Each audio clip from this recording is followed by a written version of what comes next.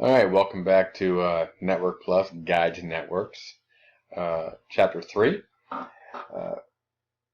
This will be Part 2, where we're going to discuss multiplexing. Now, what multiplexing is really just the ability for us to send multiple data signals over the network on one channel, or I shouldn't say one channel, but on one medium at a time. So, we can do it a number of different ways. Now we can break it down, and everybody gets their own individual time slot, and we send everybody out across the wire that way. We can do it by prioritization. For example, streaming video or voice would probably take priority over sending an email, or depending on the media, we might send it out other different ways. Okay, now, in order for this to happen, we have to have other things in place. Like we have to have something called a multiplexer, which gives us the ability to combine all those channels and send the data out over one. And then we have to also be able to take those channels that came in and then break them apart and parse them out and then put them back into their appropriate data paths. So that itself is multiplexing. So we have different kinds. As I said, we have time division, or where we take the information and we break it into time slots. Now you can see in this one here, everybody gets their own fair slot of time.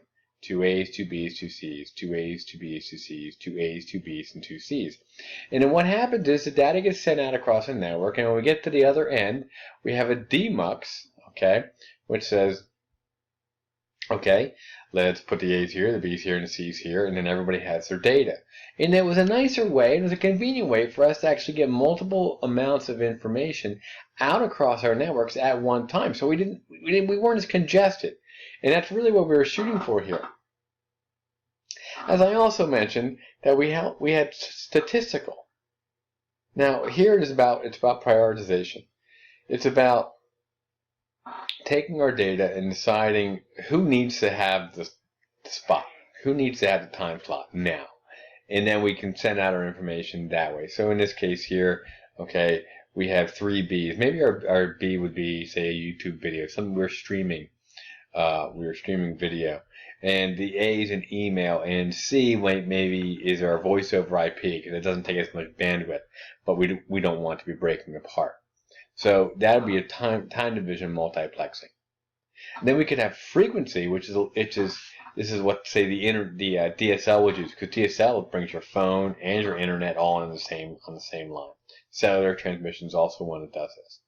Now what we have here is it's kind of like your car radio, in that we have multiple stations out there at the same time, and they're all being received by your stereo. It's just the difference is it's what channel we're tuning into to be able to parse everything out. Okay, I got 94.9 here, I got 96.9 here, I got 92.7 here, and I can break everything down that way, and I can just send different frequencies out over the wire, and I can even do this over one common copper core also. Do it that way.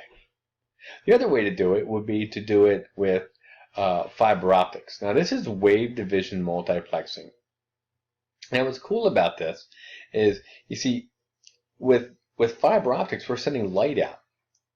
Now if you've ever taken like a glass and put it in front of the light, and the light reflects, and you'll notice like different colors from the prism on the wall or another surface, you'll also notice that the colors are not all the same size.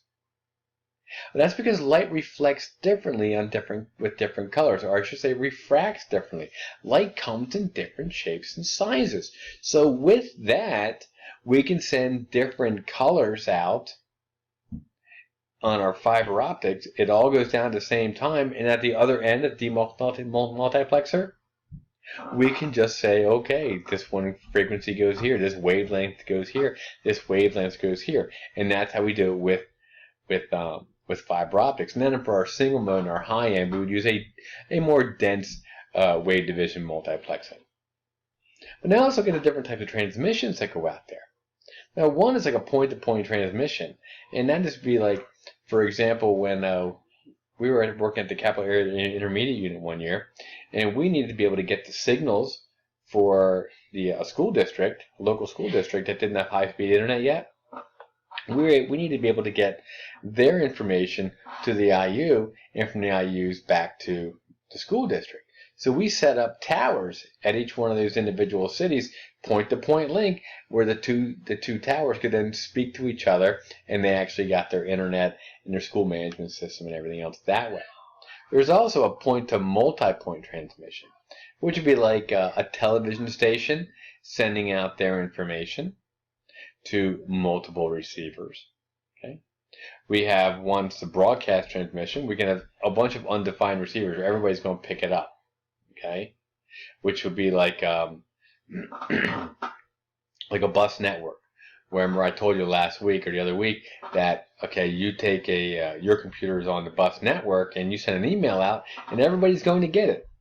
Now, only the guys who need to pick it up will pick it up, but everybody will actually receive it. Everybody will actually see the information as it comes through. So that's what our wired and wireless networks do. Yeah, your wireless network at home sends information out to everybody. You're at the Panera Bread, you're at McDonald's, you're at Dunkin' Donuts where they have free Wi-Fi. Everybody can see your transmission. And if they have the right tools, they can truly see your transmission. Yeah, it's great, it's simple, it's fast, it's quick, but always be cautious of your security. And then we also have a non-broadcast, which is we have one transmitter. We have multiple recipients, but these are the people who are designed to get it and get it only, much like a switch would be. There's just a graphical representation of the broadcast transmission and a point-to-point. Okay? Now here's two words that often get, now I shouldn't say confused, but intertwined, used in the wrong thing. Like we talk about bandwidth. People say, oh, what kind of bandwidth do you have? Oh, I have a 120 meg download per second. Oh, I have a 75 meg download per second. But when in actuality, what you do have when you're talking about megs per second is you're talking about throughput, which is the amount of data that can be pushed out at any given time. Bandwidth is measured in megahertz. So when I talk about bandwidth, I'll be actually talking about my cable's capabilities. So I have a 550 megahertz cable, which means I can run gig speed on my network. Big difference between those two. And also one of the things that people don't know is the actual speeds that we're talking about. It's never bytes per second. It's always bits per second. If it's bytes per second, it'd be 8 times those numbers. Also notice over here on the right-hand side, okay? Those are lowercase b's. Now a lowercase b means bit. Uppercase B means bytes, and it's important that you know the difference, okay? Gig per second, billion bits per second. That is incredibly fast, especially when it wasn't just too long ago that we were only traveling or only had our data going at 100 meg of bits per second. 100 meg. Now today we're at gig and 10 gig per second. Unbelievable. You've probably heard the term broadband transmission before, maybe not baseband transmission. Broadband transmission is very common. It's what people usually have coming into their homes because it's usually one cable, okay, or it's coming in as an analog or a radio frequency signal, and then converted using a modem or a set-top box to go to your digital transmission. Whereas baseband transmission is what we have in our networks. And our computer networks, which are digital. Now there are things that are going to affect all of our transmissions, and one of those is noise. Noise wreaks havoc on our networks, plain and simple. And noise would be electromagnetic interference, radio frequency interference. Frequencies is actually caused by the wires themselves, because going down each one of our wires is an electromagnetic field. Now that electromagnetic field causes or is noise, and it has the ability to disrupt, not only disrupt, but to destroy the data on the neighboring wire. So we have to be careful about the losing or destroying the data on our neighboring wires. And that's why we actually have twists in the wires. So for those of you who have like invisible dog fences at home, you run the whole wire around the house and you bring those two end wires back up to the house and they go into the transmitter. Now, if you don't do something, the dog won't be able to cross those wires when you bring them back to the house. So we twist them together, and that twisting actually destroys the frequency on the neighboring wire, so the dogs can walk right through there. That's how that works. Okay. Now attenuation, okay, they say is loss of signal strength as it travels away from the source. Attenuation is the weakening of a signal over time and distance, and it's important that you know that. Attenuation is a weakening of a signal over time and distance. And sometimes we need to say, get our cable to go 150 meters. Well, most category cabling, or all category cabling, has a limitation of 100 meters. So in which case, we'll have to put a regeneration booster in there, an amplifier, okay, or a repeater. All it does is it takes in the signal, amplifies it, and sends it along its way, which gives us the ability to go another 100 meters if need be. Now the problem with these amplifiers is, if you look at the top one, we have a nice clean signal. Now it's a sound wave. Now think about it, it's nice, crystal, clear, perfect sound till it hits that tower. Once it hits that tower, it's distorted sound. We really can't tell at this point what it is, can we? The sound is garbled. So all we did is we took it into the amplifier and we boosted it.